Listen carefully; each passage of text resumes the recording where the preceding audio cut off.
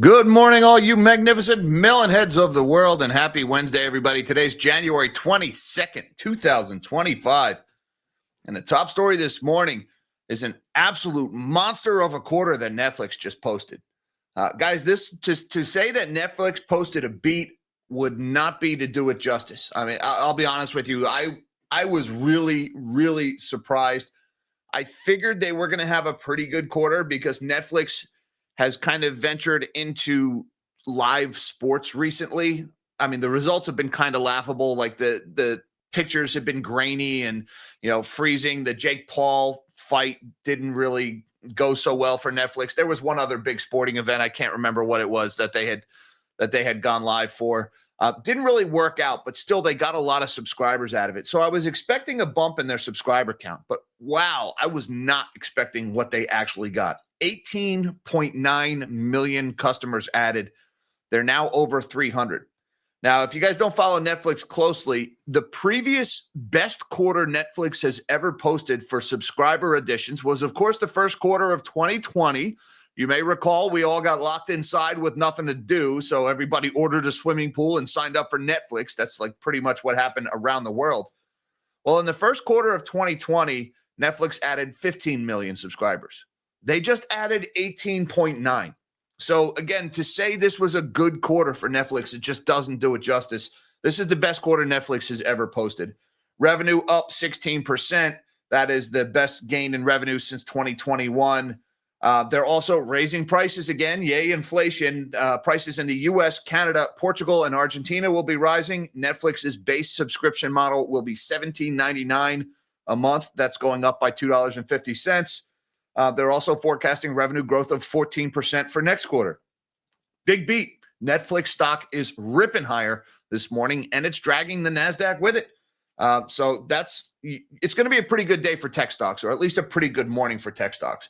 Because that's not the only big story that's affecting tech this morning. We've also got Project Stargate. Gag me with the name. Like, Elon, I know it was you that named this, that came up with this silly name. Project Stargate is a joint venture that President Trump announced yesterday, privately funded, I would add. It's going to be a joint venture between OpenAI, in parentheses, Microsoft, Oracle, and SoftBank. They're going to spend up to $500 billion on data centers. This is a huge, huge one here. Now, I'm not really sure what this had to do with President Trump, other than President Trump having this ceremony, this big announcement with private business. He did this during his first term. He hit the gates running. He was making all these announcements of private businesses. He's going to have to clear the way in the permitting process. To build $500 billion worth of data centers, they're going to need a lot of power. And you're just not going to be able to get that done with the current regulatory environment unless there is a drastic change. And I think that's the role that the Trump administration is going to play in this. They're going to be easing the permitting process. I also theorize that a lot of these data centers are going to end up building their own power generation. And I kind of see that we have these two parallel grids that are being established right now, where these data centers, which use as much power as cities. It's really important to remember that, guys. This isn't like just, we need power so that when we turn the light switch on, there's power, or computers in the office. These things are monster pigs when it comes to power consumption. Every single GPU uses as much power as a family of four, and they've got tens, even hundreds of thousands in these data centers. So you're seeing a parallel grid. The data centers are going to have their own power grid where they generate their own power. And well, why? Because they don't want to pay market rates like the rest of us do for our houses. And if these data centers go on the existing grid, then the power prices are going to go through the roof. So it's interesting to see how this goes. I mean, look, I thought this bubble was going to burst a long time ago. It's still inflating. They're still pushing it. A lot of these data centers that they're talking about in this Project Stargate were already announced years ago. Some are already under construction, nearing completion. So it's not 500 billion in new data centers. It's just 500 billion is a great big giant round number that all these CEOs can sit there and announce. But it does raise the question, how are we going to power it? You can't do it if the government doesn't get out of the way. And Trump is signaling the government's going to get out of the way. So really, my take on this is incredibly bullish for natural gas, at least the exploration and production companies. That's my take on that Project Stargate, besides the awful name. Also, keep an eye on the Bank of Japan. Speaking of this big tech boom and all this wonderful news in tech stocks, if there's one thing that can derail this monster rally in tech stocks, it's the Bank of Japan. And, well, here they go. They're talking about cutting rates by 25 basis points as soon as this week. There's been some very hawkish statements made by BOJ governors over the last couple of days. We've actually seen a slight strengthening of the yen since that has started. Now, I would add that strengthening in the yen does coincide with Trump not mentioning tariffs as much as he was expected to. So it's hard to say how much of this yen strengthening is being driven by the BOJ's rhetoric versus how much is just being driven by overall weakness in the dollar for the last few days. But keep in mind, guys, that yen carry trade, remember that August 5th meltdown in the markets, that is not something that is behind us. That's just something that they were able to sweep under the rug for a little bit longer. People have piled back into that yen carry trade. The yen weakened dramatically since the Fed went on their cutting spree. And, well, we'll see what happens when they start hiking rates. They're talking about 25 basis points. That would be in one move as much as all of the combined rate hikes from all of 2024. We got earnings from Procter & Gamble this morning. No relation, by the way. It was a beat on growing volume. They sold more stuff and prices were flat. It's actually a welcome change from Procter & Gamble. Company making more money without raising prices on everyday people. Imagine that. So good news from Procter & Gamble this morning. We had 2 more undersea cables stopped working in Taiwan. Taiwanese officials are saying that these cables that connect the Matsu Islands to mainland Taiwan, that they stopped working because of natural deterioration. These 2 cables that are miles apart that stopped working within a couple of minutes of each other, all rusted and broke at the same time. Somebody's out there selling bridges. Keep in mind, guys, we've seen a whole big spate of pipelines and undersea cables being attacked where ships are dragging anchors back and forth, breaking these things. This is sabotage, and this is the kind of stuff that happens in the lead up to war. So we had more of that in Taiwan yesterday. Also, we got an update on mortgage rates. The average 30-year mortgage dropped by 7 basis points last week to 7.02%, down from 7.09. That roughly follows the move in the 10-year Treasury. We've also seen mortgage applications were essentially flat, up 0.01% last week. We were talking about a big surge in mortgage applications that we saw last week, and we said, hey, let's not pass judgment. There's holidays that are now behind us. A lot of volatility around that time frame. Let's wait for a few more data points before we draw any conclusions. Well, it seems that volatility has stopped, but the applications have leveled out. They didn't come back down. Apps to purchase a home were up 0.6%, and refis were down 2.9%. And before we shrink my melon of a head, I have something I got to say, guys. We're going to go ahead and we are going to don the tinfoil hat because it has come to my attention that there has been a problem with the merch store. If you guys are watching on YouTube and you look down below, you may notice that this is gone along with the T-shirts and everything else. Spring is having some kind of problems. Apparently, it's been going on for months. Shout out to my friend M&J who made me aware of this yesterday. Ironically, I had made a neat new T-shirt about financial dirtbaggery at the request of M&J. And, well, in making that new T-shirt, we discovered financial dirtbaggery because the company has not been filling orders apparently since November, and they haven't been telling anybody. So if any of you guys ordered anything from the merch store, if you call Spring, or not if you call them, if you go to your support on Spring and you give them your order number and your name, they will give you a refund. I apologize for that. I was just made aware of it. And, well, Spring has had this problem since November. They're still happy to take people's money, even though they can't meet the delivery dates. They haven't shipped anything for months, but they're still happy to take your money. I don't know why. I mean, that sounds an awful lot like fraud to me. As soon as I found out about it, I took the store down because I'm not going to take people's money if I can't deliver the stuff. See how that works? Anyways, guys, I apologize for anybody who has been waiting for any of the merch that has not arrived since November. Again, if you go to Spring support page, they will give you a refund or they will refund your shipping cost while they wait to hopefully someday fill the orders. Sorry about that problem. With that, let's shrink my big melon of a head and see what is going on. By the way, I will put the merch store back up if they ever resolve the issue, and I have confidence that they're not going to rob people. But for now, I'm not going to take people's money if they're not going to get their T-shirts. That's how that works. Anyway, the S&P 500 up 29 basis points this morning, 0.48% to the upside. Stocks are looking pretty good here. The Dow is also up 132 points, 0.3% to the upside. And the NASDAQ is leading the way higher, up almost 200 points, 0.9% higher. NASDAQ largely being helped by those Netflix earnings, and some of the big tech names are up on Project Stargate, of course. Meanwhile, the Dixie's been a little volatile this morning. We're hovering right around 108 here. We're at 108.12. That's technically up 17 basis points. We were below 108 for a while this morning. A little bit of volatility as the tariff talk is finally materializing, plus some worries about what's going on at the Bank of Japan this morning. So we're probably in for a volatile couple of days in the Forex markets. Looking over at the bond market, we got yields lower again this morning. The 30 years at 4.793. That's 1 point lower. The 10 years down by about a half a point, 4.570. The 2 years at 4.272. That's down by about 1 point. And the 1 month is unchanged at 4.310. Looking over at the commodities board, we got gold is up again this morning. Spot gold is at $27.55. That's up $10.20 or 0.37%. Gold is within about $30, striking distance of its all-time high here, looking pretty good. Meanwhile, my favorite of the shiny silver is not doing quite so well. Spot silver, $30.64. That's down about 20 cents or 2/3% this morning. Copper's down about 0.8%. Platinum is down 0.9%. Palladium is up by 0.8%. And WTI crude oil for March futures, 75.64. That's down about 17 cents or 0.25% this morning.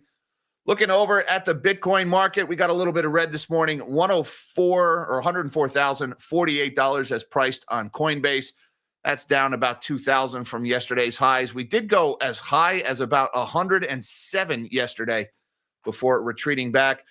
Looking over, let's start with the main story this morning here, guys. Netflix posts record quarter thanks to sports and Squid Game. Now, Squid Game, something I didn't mention at the beginning here, possibly playing a role there. Squid Game, wildly popular in Asia, all right, especially in the Korean market. Obviously, that's where the story takes place. The second season of Squid Game was pretty bad. I'm not going to lie. I mean, I saw it. I did not like it. I mean, there was a shock value in the first season. How do you replicate shock value when you're telling essentially the same story? Well, the short answer is you can't, and you end up with a pretty boring second season. Yet it appears to have at least partially driven some of these subscriber numbers. You can't argue with the results. Netflix closed 2024 with its biggest quarterly subscriber gain in history, buoyed by its first major live sporting events and the return of Squid Game. The company added 18.9 million customers in the fourth quarter, according to a shareholder letter on Tuesday. That was more than double what Wall Street expected and brought global subscribers at Netflix to more than 300 million. The company's previous best was a 15 million subscriber addition in the first quarter of 2020, numbers driven by the onset of the coronavirus pandemic. And, you know, that comparison there, it really does speak volumes to just how good a quarter Netflix just posted there. They added 18.9 million. That's 20% more than they added in the first month of the pandemic. That was a really good quarter for Netflix here. This is the final time Netflix will report quarterly subscriber numbers. The company's stock has historically risen and fallen based on customer additions, but management is trying to get investors to prioritize financial metrics like sales and profit. The company reported revenue grew 16% to $10.2 billion for the quarter, the biggest gain since late 2021, and said sales will grow faster than predicted. Netflix will boost sales by increasing prices in its home market. The company will raise prices in the U.S., Canada, Portugal, and Argentina, with the most popular U.S. plan going to $17.99 a month, an increase of $2.50. Netflix is also increasing the cost of its cheaper advertising-supported plan. And check out the move in Netflix stock ahead of the opening bell here, up almost 15%, trading at just a hair under $1,000, an all-time high for Netflix. Again, to call this a beat would be to put it mildly, guys. This was a monster quarter. Now let's talk a little bit about Project Stargate. I really hate the name. I love the show, Richard Dean Anderson, FTW, but Stargate, just lame. I guess Babylon 5 was taken. What can I say? Trump announces up to $500 billion in private sector AI infrastructure investment. Just want to emphasize, guys, this is private infrastructure, private investment here. The government is not paying for this. although the government appears to be clearing the way from a regulatory perspective to enable this. President Trump announced Tuesday billions of dollars in private sector investment to build artificial intelligence infrastructure in the United States. OpenAI, SoftBank, and Oracle are planning a joint venture called Stargate, Mr. Trump said in a White House briefing. SoftBank CEO Masayoshi Son joined Mr. Trump for the announcement, along with Sam Altman of OpenAI and Larry Ellison of Oracle. Guys, those three names, if you follow them and some of the just outright BS statements that routinely come from their mouths, well, let's just say this is hardly an organization of men whom I would take their words at face value. That's to put it mildly. What we want to do is we want to keep it in this country, Mr. Trump said. China is a competitor. Others are competitors.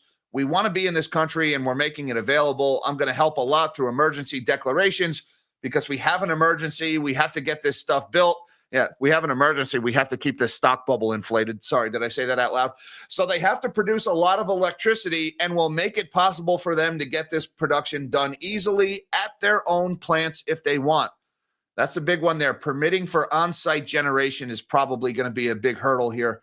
Executives from the companies are expected to commit $500 billion into Stargate over the next 4 years. Details of the new partnership were not immediately provided. In the briefing, Ellison said 10 data centers for the project were already under construction in Texas and that more were planned. See, that's the thing right there. 10 data centers that are already under construction. What they're doing, guys, is they're taking projects that they previously announced that they've already built, and they're just putting them in a package, and they're calling them Stargate, and they're talking about it like it's a big new thing. This was already happening. Try telling that to the people who are buying the stocks this morning. Sources previously told CBS News that Stargate would start with a data center project in Texas and eventually expand to other states. Look, some of these things, guys, they're talking about 5 gigawatt data centers. That's as much power as 5 of these gigantic nuclear reactors produce. It's going to take a lot of power. At this point, you know, all these giant, huge numbers being spouted off by these big tech CEOs, they're pointless. If they don't get the power built, then they can say whatever the heck they want. They're just kidding themselves. Will the power get built? That's the big question. I would love to see these power plants get built. Call me skeptical, though. Just to put it in perspective, though, what's going on in the market. Take Oracle, for example, one of the companies that made that announcement. Their stock is up 10.8% on this news, trading at $191.20 off a headline for data centers that they already announced and are already building, and yet the stock goes up 10.7% on this news. This market will buy anything, guys. What can I say? Now let's talk BOJ here. Bank of Japan is expected to hike rates this week, CNBC survey shows. Now, this is something that is potentially very bad news, especially for Masa-san over there at SoftBank, who was just talking about the $500 billion for the Stargate. The Bank of Japan is expected to raise its benchmark interest rate this week by 25 basis points, according to a survey of economists polled by CNBC. A hike will put the BOJ's key rate at 0.5%, its highest level since 2008. An overwhelming majority, 18 out of 19 economists, agreed on prospects of a rate hike, with most pointing to a recent change in tone of the BOJ leadership as driving their expectations. The survey was conducted from January 15th to 20th.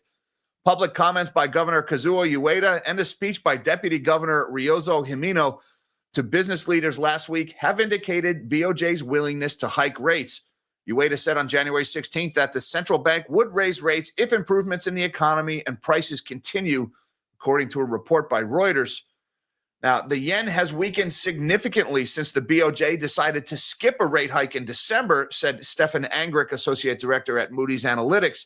This, combined with a series of hotter-than-expected inflation prints for consumer, producer, and import prices, raises the odds of monetary policy action in January. And guys, if we, excuse me, if we take a look at USD JPY, this is the chart of the Japanese yen versus the dollar.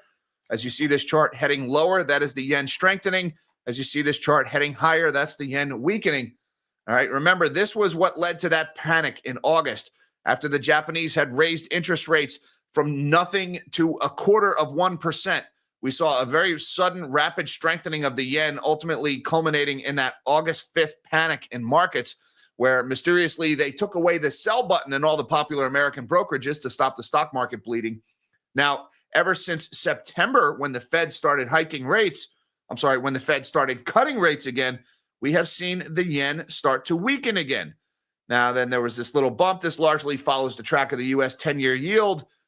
And we've actually seen the yen weaken all the way up back to 158, almost as weak as we got before that panic that led to the August sell-off.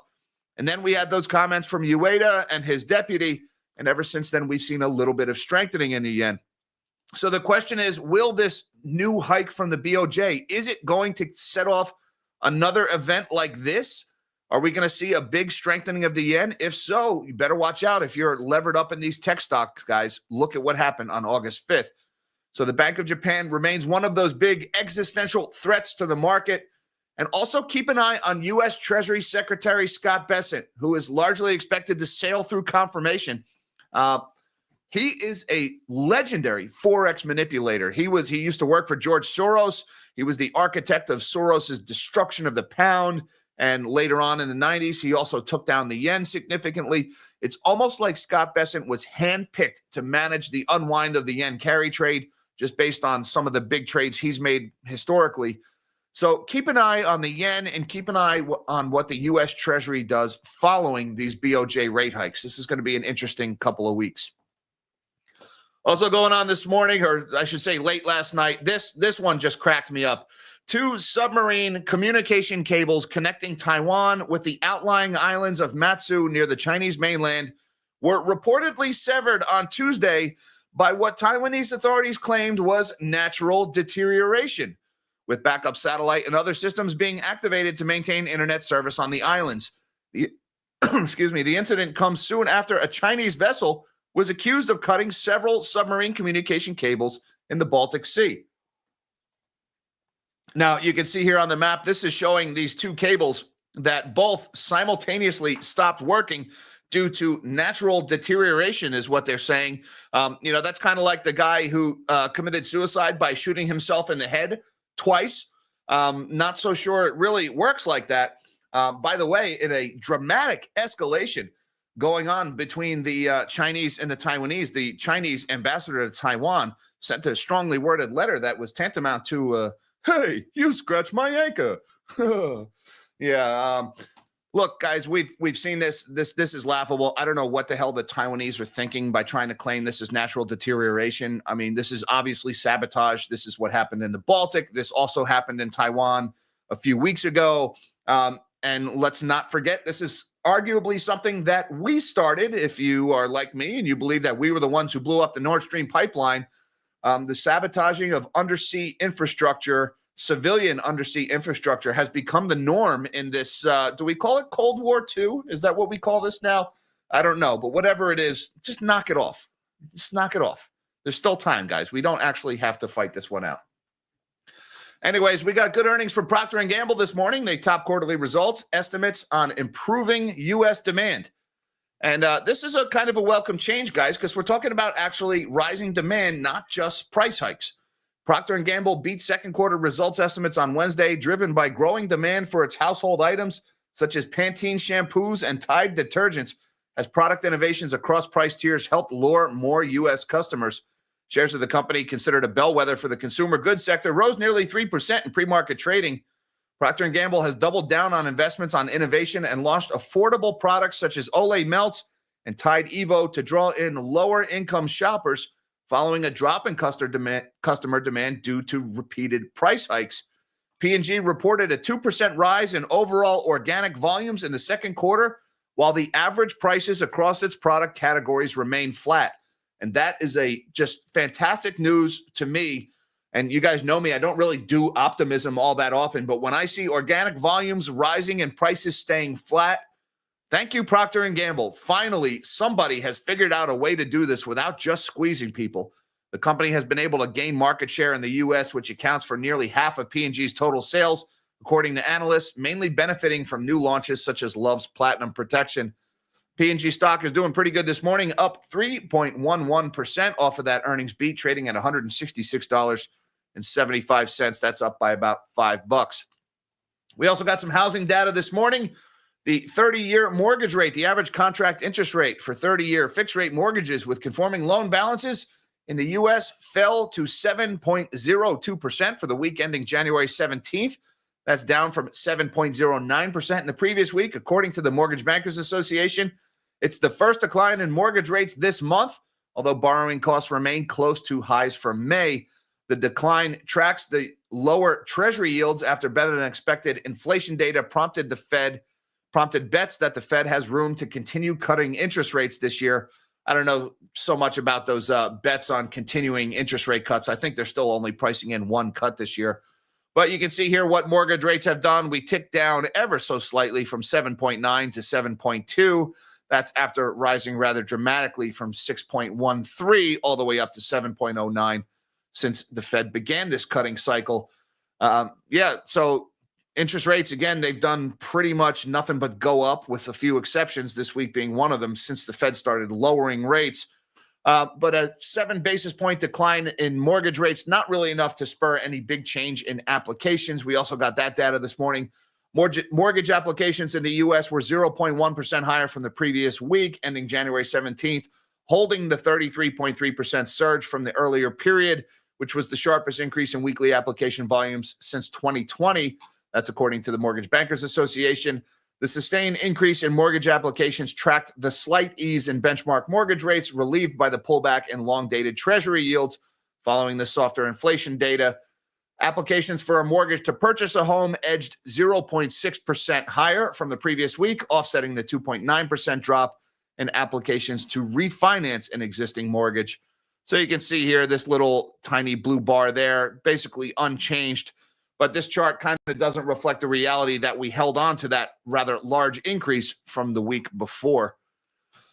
One more thing I want to talk about. I saw this one from the Kobayashi letter on X last night, and this was a pretty good chart that I wanted to show you guys. The U.S. apartment vacancy rate in large cities jumped to 6.1% in the fourth quarter of 2024. That's the highest in 13 years. I keep hearing about housing shortages, about not enough supply, and at the same time, 6.1% of apartments are sitting vacant and empty, and apparently the highest in 13 years. So if we have this big supply problem, how come so much of this supply is not being utilized? The apartment vacancy rate has risen for the last 8 years and accelerated in 2023 and 2024. Furthermore, the multifamily vacancy rate hit 6.1% in the fourth quarter, 40 basis points higher than in 2023, and the highest level on record since 2011, according to Moody's. The national office vacancy rate hit a record of 20.4% last quarter, surpassing the previous high of 19% in 1991. Now, that's rather shocking because this return to office has been a thing for over a year now, and yet the national office vacancy rate is still rising. That's because a lot of companies, they're ordering some of their people back to the office, but they're still reducing their office footprints, canceling leases ever since this work from home thing started. So despite the effort to bring people back into the office, those vacancy rates are still rising. 20.4% vacant. That is huge. Rising vacancy rates pose significant risks to small banks, which hold 70% of all commercial real estate loans. The commercial real estate crisis is real. And take a look at this apartment vacancy rate chart that Kobayashi letter posted. This is coming from someone called calculatedriskblog.com. And you can see here in the last year, the vacancy rate has been spiking despite all this language and lip service being paid to housing shortages. There's a lot of apartments just sitting unused. So we got plenty of apartments. They're just in the wrong place. They're not where the people are, apparently. And I just want to say thank you very much to, where is he? There he is. Alex L. Thank you, Alex, for supporting the channel. Sorry, I appreciate that very much. Timed with 500 billion AI data center spend, Executive Order 14110 was also canceled. Instead of zero trust architecture, we will have zero trust in what AI is doing or with what data, no rules. Now, I'm not familiar with that specific executive order number, Alex, but I suspect that may be the one. It was basically governing what AI is allowed to do, right? The safety protocols that were put in place. We'll call it the anti-Sam Altman rules. Trump rescinded those as well. So it is a free-for-all in the AI space. I guess Skynet and the Terminator are getting a little bit closer here. Look, what is AI doing with the data? we know we're the product, right? If you're using ChatGPT and you're using it for free, ChatGPT is not the product. You are. They're taking your data. They're using you to train the chatbot. That's not really anything new. That's been big tech's business model for a long time now. My biggest gripe with this story is the $500 billion. How much of it is new spending and how much of it was already spent? That CBS article covering the story told you, 10 of these data centers are already under construction. That means Oracle announced this spending years ago. And now they're just like getting together with President Trump, and Trump is taking credit for it. How much of that 500 billion was already in place and how much is new? Well, we don't know that. But anyways, again, I'll believe it when I see the power plants getting built. And in my opinion, the real winner here is going to be natural gas, as always, because that's the only thing that can realistically power these things. There's all these talking points about nuclear being thrown around. Yeah, they'll restart some of the decommissioned reactors like 3 Mile Island. I think there's one in Minnesota that they're going to try to restart also. But that's it. These small modular reactors, there's nothing even close. I'd be amazed if we had a single commercial operating small modular reactor before 2030 in this country. I'd love to be wrong about that, but without just a total like seismic shift in the regulatory infrastructure at the NRC, that's just not going to happen. So thank you, Alex, for supporting the channel, sir. And thank you to Hunt and Cover, who says, coffee time with GG again, Jack. Well, thank you so much, Hunt and Cover, for the coffee, for the wake up juice. I appreciate that, sir, very much. And well, thank you. Steve Waitis also says Stargate actually a sucking black hole of dollars and energy. Right now, it's a sucking black hole of dollars. I don't know what these data centers are ultimately going to be worth. It's not going to be as much as they're telling us, right? By now, you guys realize big tech is known for being just full of bluster and making promises they can't deliver on. That being said, eventually you do reach some kind of an equilibrium, like after the dot-com bubble, right? You do reach an equilibrium where eventually some of these promises they're making do come to fruition, and you end up with a baseline product that everybody uses, like the internet. So AI is probably going to be something like that. There is going to be a bursting of this bubble. It's not an if, guys. It is a when. And if you're one of the people who thinks this isn't a bubble that's going to burst, well, welcome to the channel. But just good luck. Be careful. That's all. The question is, after the bubble bursts, where is this going to level off at? And what is going to be the baseline demand for these data centers? It's not going to be what they're saying it is, but it's probably going to be a little bit more than what some of the bears think it is. It's going to be higher than zero. All right. AI is not going to disappear. It's got uses in things like medicine and healthcare. It's got uses in things like customer service. It's not going to displace 99% of the workforce like these idiots are saying. But what is that base level going to be? I don't know. When that happens, though, there is going to be a massive write down of all of these assets, all these GPUs in these data centers, which, by the way, rapidly depreciate anyway because circuit cards lose their value very quickly.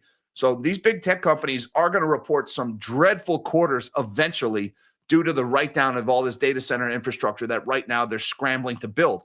Now, if I could tell you when that was going to happen, I'd be a billionaire. I can't tell you when that's going to happen, and I'm not going to be a billionaire. So, I get the when question all the time. I don't know, guys. Keep an eye on Blackwell. That's the one thing I'll tell you. There are a lot of problems with NVIDIA's next generation of GPUs. NVIDIA is hiding it, trying to sweep it under the rug. They are now 3 months behind schedule. Apparently, this overheating problem is so bad that big tech companies are canceling orders and going back to the prior generation, the Hopper models. How big a problem is that? Will that be the pin that bursts the bubble? I don't know. We won't know until NVIDIA reports earnings.